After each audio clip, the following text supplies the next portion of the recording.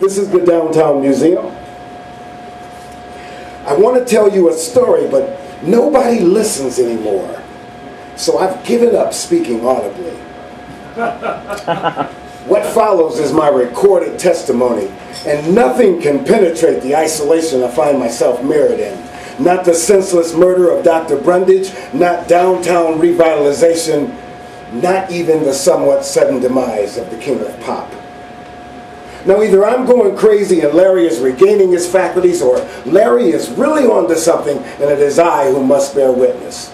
After weeks of dissonance, Larry has learned to play chord progressions on the piano. His playing has an elusive rhythm, but it is one that touches me.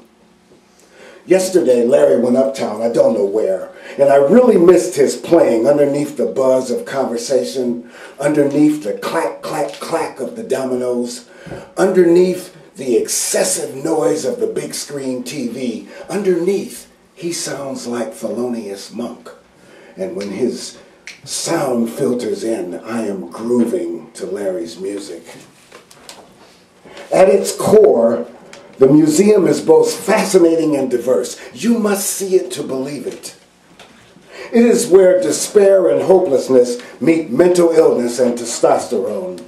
The museum is a living organism, human artifacts on display in a real-time exhibition, so it is probably more suited to a play or documentary, something to accentuate the moment-to-moment dramatization of one's own personal issues.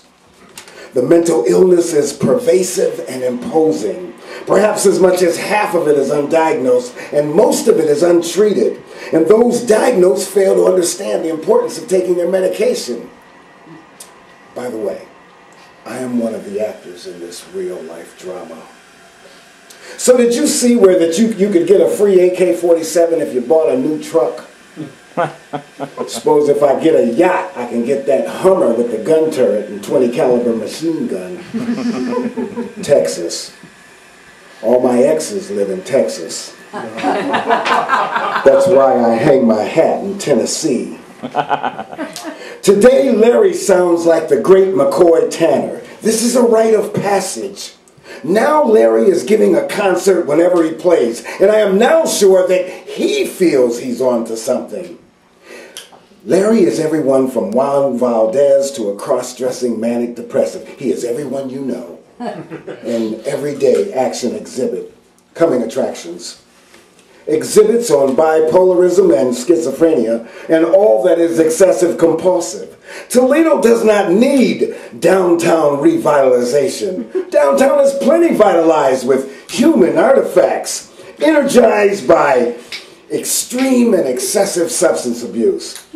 No, not everyone, not Larry. I don't know how to clinically define Larry's malady, but he plays avant-garde classical jazz piano. How? And is that not redeeming enough?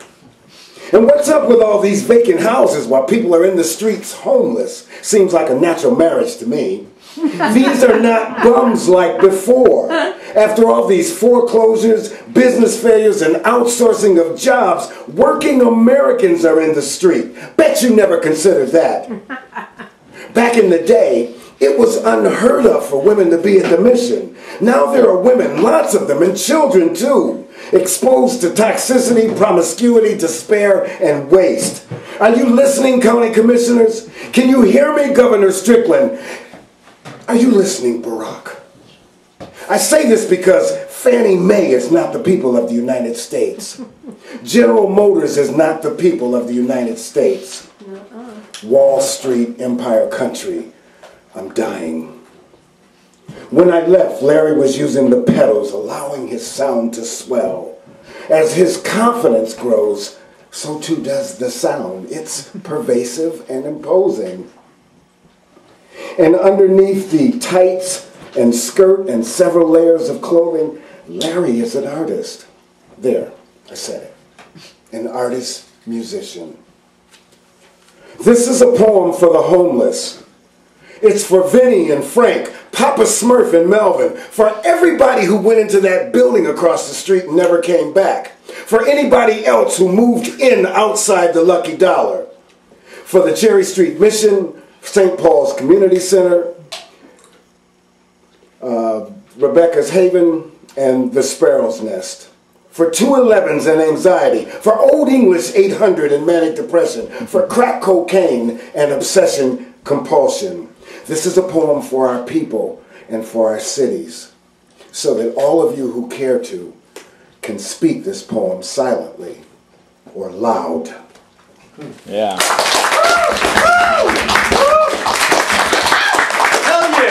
And there's a tag, primary viewing hours for the museum are every day from 6 a.m. to 7 p.m. And if you prefer something more sinister, you can go there late into the night. Right. I'm going to close with